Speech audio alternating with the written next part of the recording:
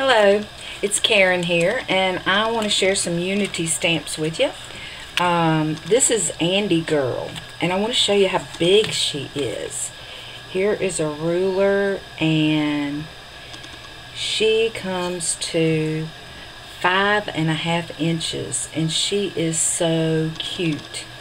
I have stamped her with StazOn ink on white cardstock, and I'm going to be coloring her with some pencils in just a minute. And the other two itty bitty sets that I have used today are this one, which is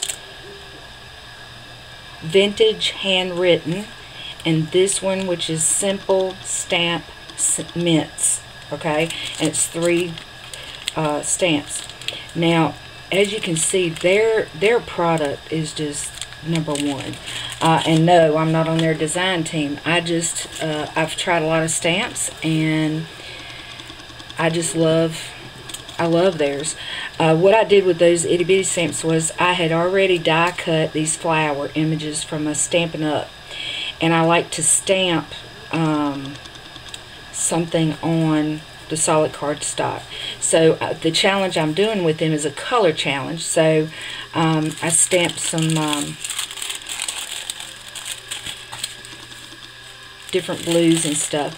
Now what I'm going to be starting with is this tissue paper, and the tissue paper has all the colors. All you got to do tissue paper is to rip up, some substantial sizes.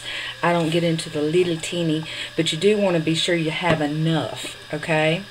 I need to grab a paintbrush. I didn't do that. Sorry, guys. I try so hard to be prepared when I'm taping. I've just recently redid my room and love all my organization. And I'm using Glue and Seal, which is I've heard that it's better than Mod Podge. This is my first time trying it, and we're going to see.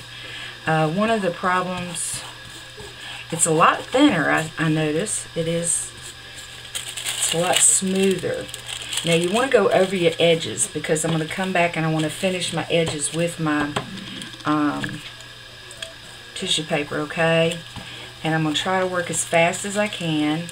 And what I'll do, I will fast forward, so I'm going to kind of be quiet here for just a second, and because you don't have to sit there and watch me collage this, because everybody knows how to collage. And I like the wrinkles, and I want to keep some wrinkles in there. Now I do want to tell you that you want to use a brush that you're not attached to, because I know with Mod Podge, I don't care how much you wash it, you can't get it all out. So not that, you're not going to want to use it with paint. So I keep a brush just for collaging, and then that way. And you want to try to get all air bubbles out. Wrinkles are good, air bubbles are bad. Okay? And this, you're not going to have to use as much. I like that, which, with tissue paper, you don't need a lot anyway. And I think I'm going to go ahead and do my sides as I'm going here. And all you got to do is just wrap that around, because I have found sometimes I don't like to frame stuff, so I won't really know with my project until I get done. I'm doing this for my daughter-in-law. I have a new grandbaby who is a little over 1, and of course your fingers make great tools as well, and I like using my fingers. I especially smooth that stuff out. Now this is, I've already can tell it's going to be too big. So just keep ripping you up some. Ooh, that was way too much, and I don't want to waste it. So let me get this. And I'm working on a craft mat, as you know. I did not have one for a long time. And a friend of mine gave it to me, and as a thank you for something I had done for her. And I'm going to tell you what, I don't know how I lived without it. It's really nice because I do a lot of distressing and painting and gluing, and so actually this can just be wiped right off. And that is a really nice thing in a craft room, isn't it? I've already ruined my Creative Memories mat. I'm getting ready to get a new one of those because I got paint on it that I can't get off, and I'm bad about, I'm a messy crafter.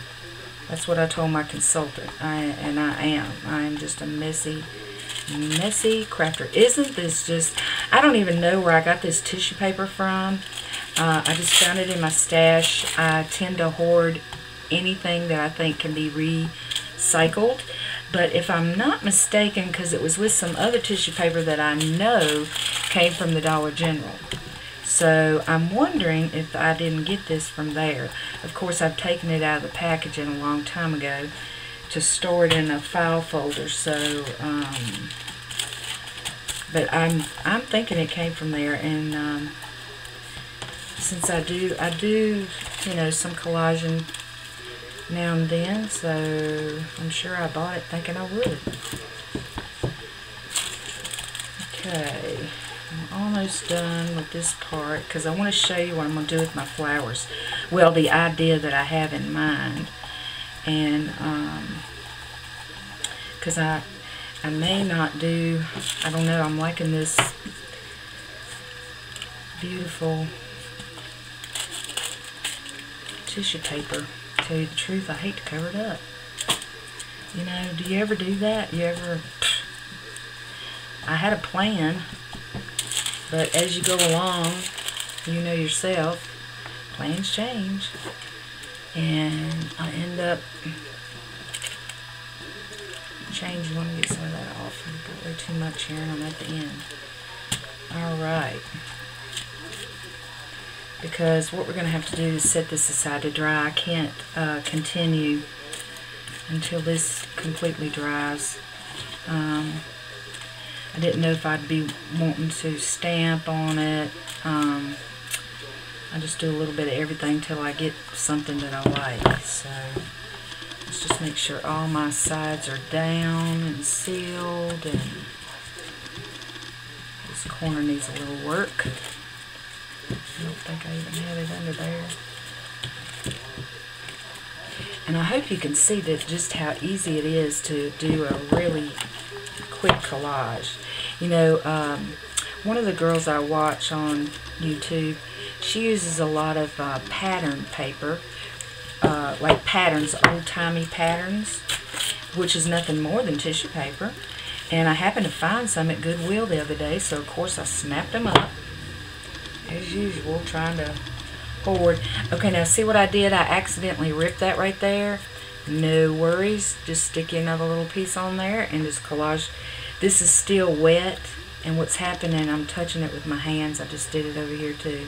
And it's pulling it loose because it's not dry yet. And it could be possibly I have too much of this stuff on here too, so this may have to be a two-part video. I was hoping not, but we'll have to see how it goes. I'm going to set this aside to dry right here. And we're going to move on. Because while I have my glue out, I wanted to show you kind of, I want to like randomly scatter my flowers out.